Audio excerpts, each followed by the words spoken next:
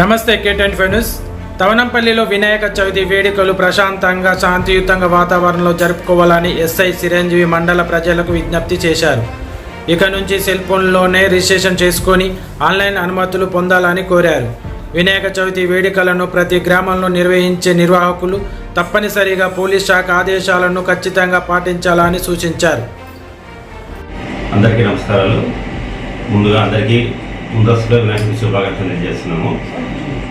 వినాయక చవితి జరుపుకునే వాళ్ళందరికీ కూడా ముందుగా పోలీసు డిపార్ట్మెంట్ తరఫున ఒక విజ్ఞప్తి.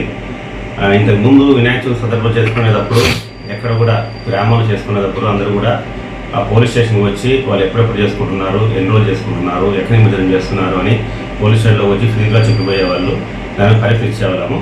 కానీ ఇప్పుడు రాష్ట్ర వ్యాప్తంగా GaneshUtsav.net అనే ఒక వెబ్సైట్ క్రియేట్ చేసినారు. ఈ GaneshUtsav.netలో ఏముంటుందంటే మీరు పోలీస్ స్టేషన్కి ఫిజికల్గా వచ్చే అవసరం లేదు.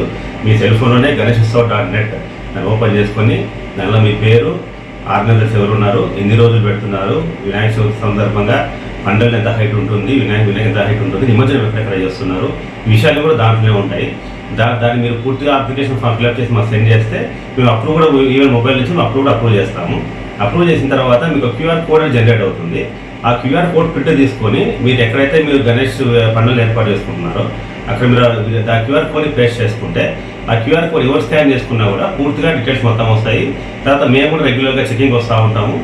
దాంట్లో కూడా మా వాళ్ళు ఎన్నిసార్లు చెక్ చేసిన విషయాలు కూడా తెలుస్తూ ఉంటాయి. ముఖ్యంగా అందరూ గుర్తుపడే విషయం ఏమంటే వినాయక చవితి అందరూ సంతోషంగా జరుపుకోవాలి, ఇబ్బంది ఏం లేదు. కానీ తాగి గొడవలు చేసుకోవడము, ర్యాలీ చేసుకోవడం, పోయి గొడవలు చేసుకోవడం లాంటి తగ్గించుకొని అందరూ బాగా చేసుకుంటారని అందరికీ కోరుకుంటున్నాము.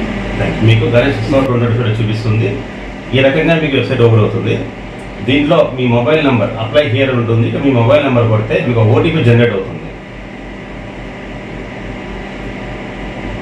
OTP జనరేట్ అవుతుంది. ఆ OTPని ఎంటర్ చేసిన తర్వాత